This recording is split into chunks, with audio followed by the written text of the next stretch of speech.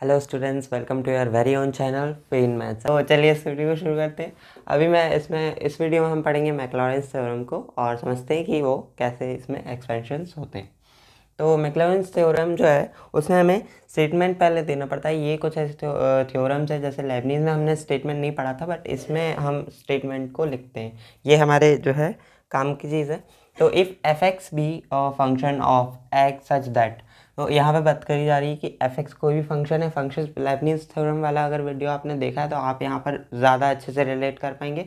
तो अगर नहीं देखा है तो वो पहले प्लीज़ ज़रूर देख लीजिए। और भी चैनल कई सारे वीडियोज़ जो आपके लिए हेल्पफुल हैं। So fx be a function of x such that it can be expanded in ascending powers of x and be differentiable at any number of times then। तो ये बोल रहे हैं कि एक फंक्शन है जो कि x का फंक्शन है। किसका फंक्शन है? x का फंक्शन है। और वो उसका नाम हमने क्या रखा है यहाँ पे? fx से डिनोट कर रहे हैं। सच दैट वो इस टाइप से है, it can be expanded. Expanded मतलब कि प्रसारित होना। हिंदी मीडियम के लिए ये इसका मतलब है कि प्रसारित होना, ठीक है। It can be expanded in ascending यानी कि आरोही क्रम में।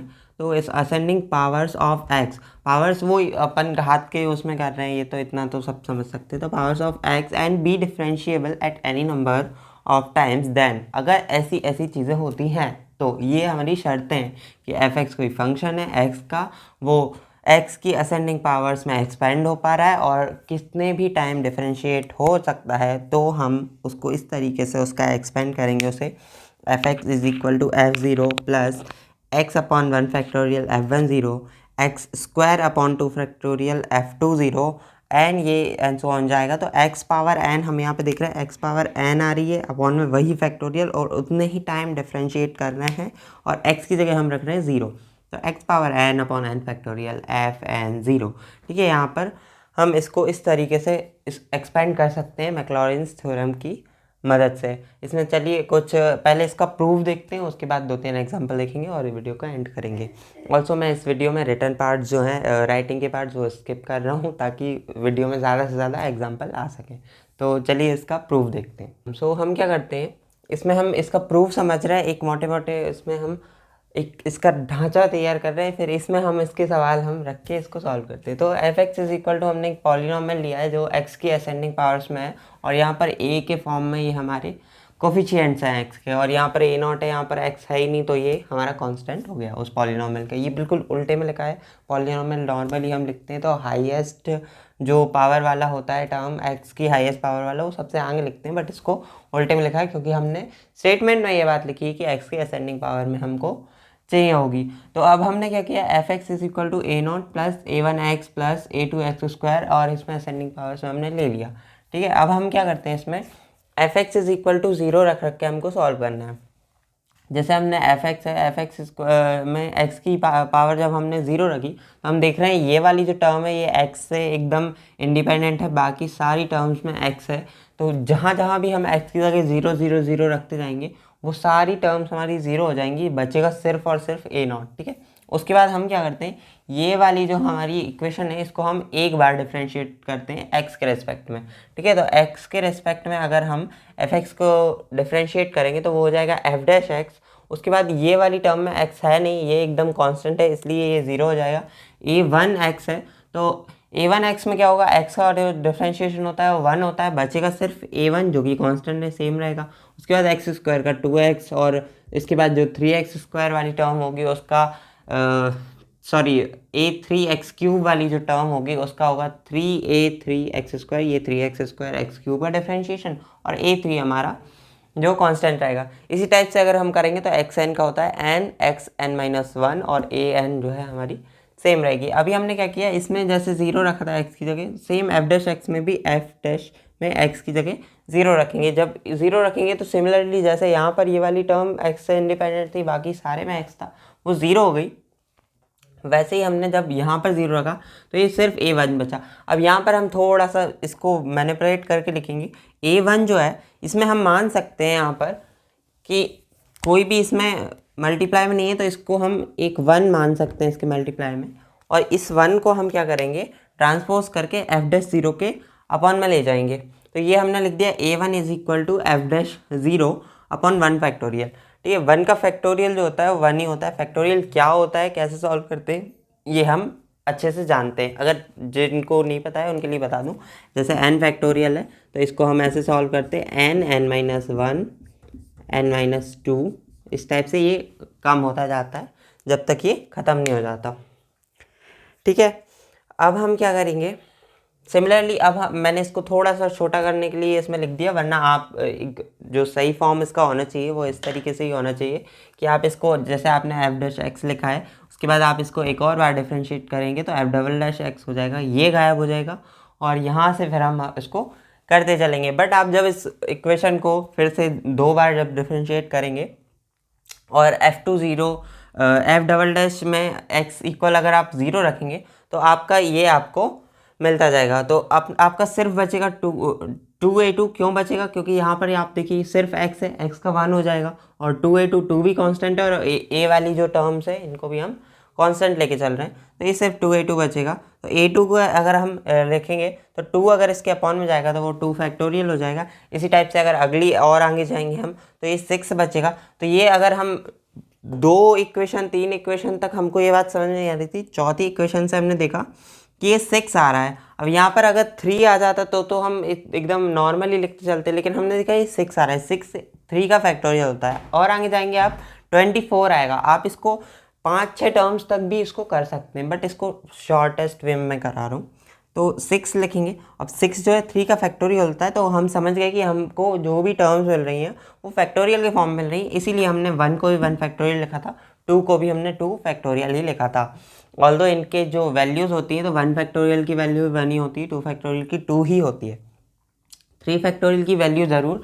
तो जैसे हमने ये खोलना सीखा था, जैसे ही हम इसमें रखेंगे अगर 3 फैक्टोरियल तो ये 3, उसके बाद मल्टीप्लाई में 3 से एक कम रखेंगे तो 2, उसमें एक और कम रखेंगे 2 बार जब कम करेंगे तो 1 आएगा। तो ऐसे जहाँ 1 तक हम सॉल्व करना होता है उसके आगे नहीं जाते हैं हम, ठीक है। उसके आगे 0 करके पूरा उड़ाना नहीं है हमको, 1 तक ही रखना है, ठीक है। तो f(30) इसमें हम रखेंगे तो ये हमने देखा 6 है, ये 3 फैक्टोरियल था, तो a3 की वैल्यू निकाली, 6 को हम इसके अपॉन में ले गए which is 3 factorial.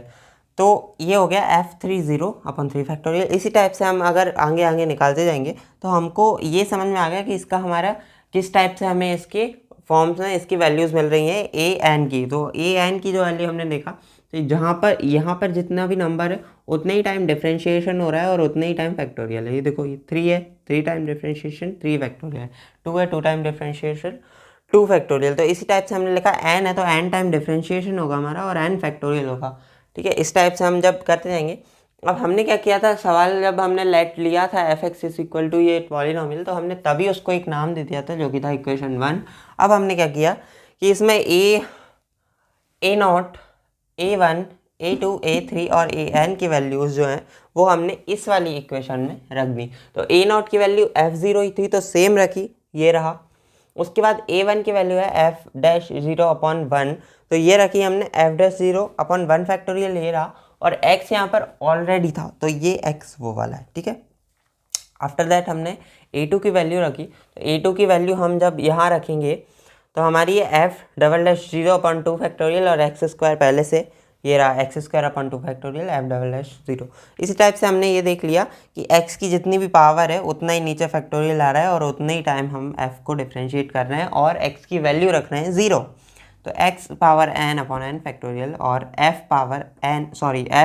n time differentiate है और उसके में x की जगह हमने रखा है 0। और यही हमारी जो इक्वेशन जो मैक्लॉरेंस थ्योरम की एक्सपेंशन थी वो हमको बताती थी कि ये हमारा होगा f(0)x/1 factorial f(10) plus x²/2 factorial f(20) and dash x⁴n/n factorial fn0। तो ये इस टाइप से हम इसको मैक्लॉरेंस थ्योरम को प्रूव करते हैं। इसके बाद इसके 1-2 एग्जाम्पल देखते हैं और उसके बाद इस वीडियो को ख़त्म करते हैं।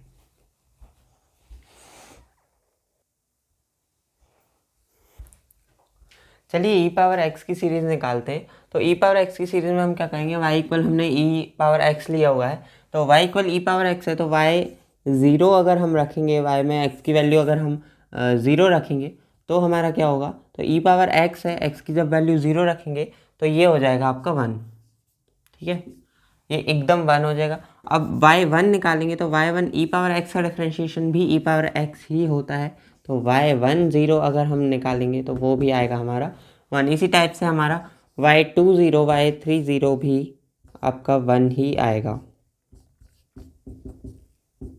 ठीक है, क्योंकि इसका डिफरेंशिएशन आप कितने टाइम कर लें e पावर x ही आएगा,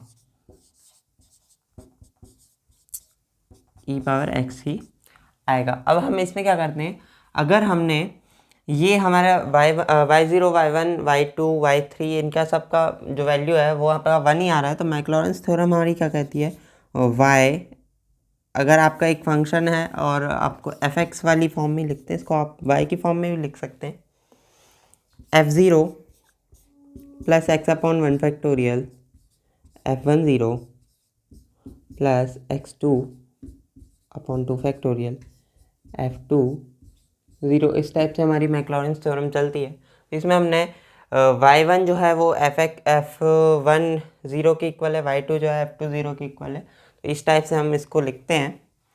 ये सिर्फ डिनोट करने में ही फ़र्क है, इसमें बाकी कोई भी फ़र्क आपका है नहीं। तो x³ फैक्टोरियल f30, ठीक है।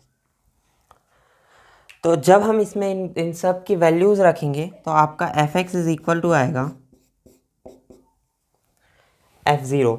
अब y0 की वैल्यू आपने क्या निकाली थी, 1 निकाली थी, तो ये 1 रही, ठीक है। उसके बाद क्या होगा, x/1 फैक्टोरियल आपका सेम रहेगा, y10 की वैल्यू भी आपकी 1 ही थी, उसको छोड़ देते हैं, मतलब 1 ही है तो 1 का मल्टीप्लाई क्या ही करें। अब इनमें सब की वैल्यू 1 आ रही है, तो मतलब यहाँ पर इन सब की वैल्यू हम 1 ही रखेंगे, तो ये आपका हो जाएगा x² फैक्टोरियल x3/3 फैक्टोरियल। तो इस टाइप से आपकी ये सीरीज़ आपकी बनेगी e पावर x की सीरीज़। अगर हम इसमें एक और एग्जांपल समझते हैं, sin x की सीरीज़ बनाते हैं, ठीक है। दूसरा एग्जांपल, इसमें हम लेंगे y इक्वल लेंगे sin x की सीरीज़ अगर हम बनाएंगे तो इसमें हमारे ये सब कुछ बदल जाएंगे। इसमें तो क्या था, e पावर x था आपका, तो उसका डिफ्रेंशिएशन सिर्फ e पावर x ही हो रहा था, बट इसमें हम लेंगे sin x, ठीक है। तो ये आपका हो जाएगा सेम, हमने y इक्वल लिया sin x, तो y equal sin x y0 अगर रखेंगे x की जगह पर तो हमें क्या मिलेगा, sin 0 मिलेगा, जिसकी वैल्यू अल्टीमेटली हमें 0 ही मिलती है। उसके बाद sin का एक बार डिफ्रेंशिएशन करेंगे तो वो हो जाएगा cos x, और cos में अगर आप 0 रखेंगे तो इसकी वैल्यू आपको 1 ही मिलेगी, बिल्कुल 1 ही लिखी हुई है। फिर cos का अगर डिफ्रेंशिएशन करेंगे तो वो होगा आपका माइनस sin x, ठीक है। तो y2 में अगर आप 0 रखेंगे तो अब sin 0 का वैल्यू 0 ही होती है, प्लस माइनस से कोई फ़र्क नहीं पड़ता, तो फिर से हम 0 रख देंगे, फिर sin की वैल्यू फिर से cos x हो जाएगी। और ये वाला जो फंक्शन ये माइनस में cos 0 की जो वैल्यू है, ये माइनस तो पहले से ही रहा, ठीक है। cos 0 की वैल्यू 1 होती है, लेकिन ये माइनस भी है, इसकी वजह से इसकी हमें वैल्यू मिलेगी -1। अभी हम क्या करेंगे, सेम इन सब की वैल्यूज़ हमको इसमें पुट करनी है। तो सबसे पहले हमने देखा y0 की वैल्यू आई थी 0 थी, उसको हमने छोड़ दिया, ये वाली टर्म आपकी 0 हो गई। उसके बाद हमने देखा f10, उसकी वैल्यू आपकी है 1, तो x/1 फैक्टोरियल हो गया, ठीक है। उसके बाद थर्ड वाला है, इसकी भी वैल्यू जो है 0 ही है, तो ये वाली टर्म आपकी बची नहीं, तो इसको हम लिखते हैं एक बार x/1 फैक्टोरियल, ठीक है। ये आपकी सेकेंड वाली टर्म जो है x/1 फैक्टोरियल होगी। थर्ड वाली टर्म में इसकी वैल्यू 0 है, तो हमने इसको लिखा नहीं। उसके बाद हमने देखा ये माइनस में है -1, तो ये वाली आपकी हो जाएगी -x³ फैक्टोरियल। इसके बाद हम देख रहे हैं 1 + 1 माइनस चल रहा है, अल्टरनेटिव साइन चेंज हो रहे हैं, और जो पावर्स आ रही हैं वो आपके ऑड नंबर्स में आ रही हैं, तो x⁵/5 फैक्टोरियल हो जाएगा।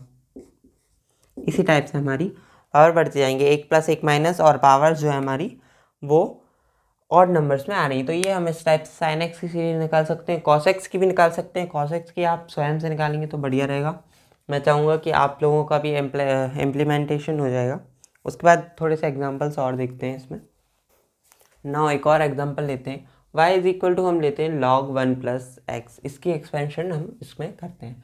तो हम इसमें देखते हैं, अपने y का लिया तो log का जब हम करते हैं तो log x का होता है 1/x, ठीक है। log x का जो डिफ्रेंशिएशन होता है वो होता है 1/x, तो x की जगह पर हमारा कोई भी हो वो अपॉन में चला जाएगा, वन प्लस एक्स है तो यहाँ पर 1/1 + x हो गया। उसके बाद अगर हमने x की जगह 0 रखा तो यहाँ पर अगर हम 0 रखेंगे तो y0 की वैल्यू आ गई हमारी 1। उसके बाद हम देखते हैं y1 की वैल्यू देखते हैं। तो इसमें हमने क्या किया, ये वाला जो टर्म थी नीचे, जैसे इसमें हमने डिफ्रेंशिएशन कैसे किया वो मैं आपको बताऊँ। 1 + x था 1/1 + x²। अब इसमें 1/1 + x को हम अगर डिफ्रेंशिएट करेंगे तो इस वाली टर्म को हम ऊपर ले जाएंगे तो वो हो जाएगी इन्वर्स में, विच इज़ 1 + x का इन्वर्स, ठीक है, -1। अब इसको हमने n मान लिया, इसको एक बार आगे ले आए इसके, तो यहाँ पर n की जगह आ गया और यहाँ पर n-1 एक और कम कर दिया तो -2 हो गया। उसके बाद -2 वाली टर्म जो है 1 + x की पावर -2, उसको हम जब नीचे लाए तो वो प्लस में हो गया, तो 1 + x का होल स्क्वायर हो गया और ये आपका -1 रह गया, ठीक है। अब y1 में जब हमने x की जगह 0 रखा तो यहाँ पर 0 रख दिया तो ये आ गया आपका -1। यहाँ पर 0 रखा, 1 का स्क्वायर 1 ही रहेगा, अपॉन में लिखने की कोई ज़रूरत नहीं है, ये -1 का -1 आपका रह गया, ठीक है। उसके बाद आपने सेम इसको एक बार और डिफ्रेंशिएट किया तो ऊपर जाएगा, फिर से -2 हो जाएगा, आगे आएगा, एक माइनस यहाँ पे ऑलरेडी था तो वो माइनस कट के एक बार प्लस हो गया, तो ये आपका इसका मिला। इसमें हमने फिर से x 0 रखा तो फिर से अपॉन में 1 आया, बचा सिर्फ 2। सिमिलरली जब हमने y3 निकाला तो वो हमारा ये आया, और इसमें हमने x की जगह 0 रखा तो हमारा y30 की वैल्यू हमारी आई -6। आफ्टर दैट हमने क्या किया, जो हमारी मैक्लॉरिन्स थ्योरम का एक्सपेंशन है वो आपका ये लिखा हुआ है। अब इसमें हमने वैल्यूज़ रखी है, ठीक है। तो हमने क्या किया, f(x) की जगह हमने रख दिया f0 क्या है, y0 है जिसकी वैल्यू आपकी है 1, ये 1 लिख दिया। उसके बाद y10 लिखा, तो इसमें हमारी वैल्यू जो है वो -1 है, तो ये हमारा लिख दिया हमने -1, और x/1 फैक्टोरियल आपका सेम है, तो 1 को यहाँ पर इग्नोर करते क्योंकि मल्टीप्लाई में 1 फैक्टोरियल। नाउ हमने लगाया प्लस, क्योंकि तीसरी वाली जो टर्म है वो हमारी प्लस में है तो प्लस लगाया, 2 लिखा, और x² factorial, x² factorial. 2 factorial की वैल्यू भी हमारी वैसे 2 ही होती है, लेकिन इसको अभी जाने देते हैं, इसको लिखते चलते हैं, वैसे इसमें हम काट सकते हैं। अभी हमने -6 लिखा, ये जो है -6 है तो माइनस वाली टर्म आ गई 6 और x³ फैक्टोरियल, ठीक है। इसको आप जब इस टाइप से हमारी ये एक्सपेंशन आपकी चलती जाएगी, उसके बाद हम क्या करेंगे, इसमें 1 है, यहाँ पर ये वाला जो 1 है इसको इग्नोर करेंगे क्योंकि ये 1 फैक्टोरियल है। यहाँ पर हम लिखते चलते हैं इसको 1 माइनस, अब ये 1 हो गया, ठीक है। 2 फैक्टोरियल और 2 की वैल्यू सेम है तो आपने प्लस करके लिख दिया x²। 3 फैक्टोरियल की वैल्यू जो होती है आपकी 6 ही होती है, 6 आप कैंसिल कर सकते हो तो -x³ और प्लस, अल्टरनेटिव इसमें साइन चेंज हो रहे हैं और x की जो पावर है आपकी वो बढ़ती जा रही है। तो ये भी इसका एक एग्जाम्पल है। एक और एग्जाम्पल लेते हैं, एक और लास्ट एग्जाम्पल लेते हैं और इस वीडियो को ख़त्म करते हैं। तो हमने y का इक्वल में लिया है e⁻x cos x। ये वाला हमारा एक सवाल है, ये काफ़ी अच्छा सवाल है, इसको करते हैं। तो y इक्वल हमने लिया है e⁻x cos x। इसमें जब हम x की वैल्यू 0 पट करेंगे तो यहाँ पर आ जाएगा 1, और cos 0 की वैल्यू 1 ही होती है तो ये हमने लिख दिया 1। अब इसको जब हम एक बार डिफ्रेंशिएट करेंगे तो यहाँ पर आप देख रहे हैं 2 फंक्शन है x के, एक है e⁻x और दूसरा है cos x।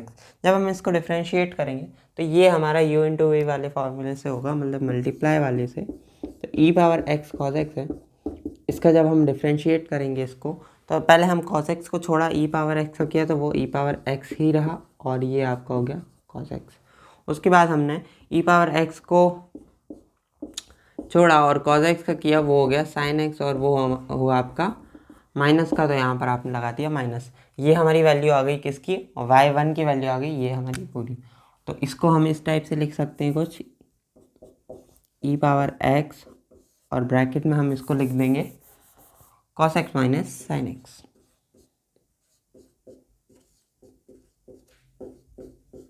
ठीक है। इसमें जब हम x की वैल्यू 0 रखेंगे तो यहाँ पर आपका 1 हो जाएगा, ये भी 1, ये आपका 0 हो जाएगा। sin 0 की वैल्यू 0 होती है, cos 0 1, e⁻0 भी हो गया आपका 1, तो ये आपका अगेन आपका 1 आ गया। उसके बाद हम जब आप इसको निकालते जाएंगे तो y2 की आपकी जो वैल्यू आएगी वो हम इसको एक बार निकाल ही लेते हैं। ई पावर एक्स है, इसको आप फिर से खोल के जब हम लिखेंगे e power x cos x minus e power x sine x है, ये हमारा पूरा y है सेम, तो इसको हमने लिख दिया y minus e power x sine x लिख दिया, और ये हमारा y1 के इक्वल में चल रहा है। जब इसको एक बार और डिफ्रेंशिएट करेंगे तो ये आपका y2 हो जाएगा, उसके बाद ये y है तो ये y1 हो जाएगा, एंड ये ई पावर एक्स साइन एक्स है, इसका फिर से हम वही u इंटू वी वाले फॉर्मूले से करेंगे, साइन एक्स का कॉज एक्स, एंड फिर आपने पहले साइन एक्स किया, अभी आप साइन एक्स को जब आप छोड़ेंगे ई पावर एक्स का करेंगे तो ई पावर एक्स ही आपका आएगा। ये फिर से आपका y हो गया, लेकिन इसमें जब हम वैल्यू रखेंगे 0 तो इसको y1 minus y plus sine x e power x, और ये आपकी पूरी y2 की वैल्यू आ रही है। y1 0 का मान था आपका 1, y0 का मान भी था आपका 1, ये 1 माइनस 1 ये आपका 0 हो गया। इसके बाद हम इसमें हमको 0 रखना है, तो ये आप देख रहे हैं साइन एक्स है, साइन एक्स 0 आपका 0 ही होता है, तो यहाँ पर साथ में कोई भी हो कोई फ़र्क नहीं पड़ता। तो y2 की जो वैल्यू आपकी आ गई वो आ गई 0, और y2 की आपका पूरा वो क्या है y1 minus y plus sine x e power x, ठीक है। इसमें y3 निकालने की ज़रूरत ही नहीं है, इसको हम डायरेक्ट भी लिख सकते हैं। तो हमने क्या करा, y0 की वैल्यू हम रखेंगे 1, यहाँ पर हम इसको एक्सपेंड करते हैं, f0 यानी y0 जिसकी वैल्यू हमने रख दी 1, उसके बाद हमने क्या किया f10 यानी कि y1 इसकी वैल्यू आपकी आ रही है 1 और x/1 फैक्टोरियल है। y2 की वैल्यू आपकी आ रही है 0, तो ये वाला पूरी जो टर्म है ये आपकी 0 होगी। फिर आपकी जो थर्ड टर्म है वो आएगी, और इस टाइप से उसमें 0 नहीं आएगा, ये अल्टरनेट वही जो आपके इवन वाले टर्म्स हैं जिनमें x की पावर इवन में आ रही है उनमें आपको 0 मिलता जा रहा है। तो इसको आप इस तरीके से एक्सपेंड कर सकते हैं, y3 की वैल्यू भी आप इसमें निकाल कर रख सकते हैं। आई होप कि आपको ये मैक्लॉरिन्स थ्योरम समझ में आई होगी, और इसको आप ज़्यादा से ज़्यादा अगर इम्प्लीमेंट करेंगे अलग अलग सवाल में तो आप इसको और अच्छे से सीख सकते हैं। इस पर अगर पॉसिबल हो तो एक और वीडियो लाएंगे, वरना अगले टॉपिक पर बढ़ेंगे। चैनल का नेम चेंज हो चुका है तो आप उसको ध्यान में रखें, आप इसको सर्च कर सकते हैं आसानी से और आपको हमारा चैनल मिल जाएगा। तो ये वीडियो यहीं तक था, इसके लिए आपका देखने के लिए बहुत बहुत थैंक यू, और इसको लाइक कीजिए, शेयर कीजिए, और कोई सवाल हो अगर आप जब इम्प्लीमेंट करेंगे, जब आप इसके एग्जांपल सॉल्व करते हैं और अगर आपको कोई डाउट है तो वो आपको सवाल में आप उसको कमेंट में पूछ सकते हैं। Very very thank you. जय हिंद, जय भारत।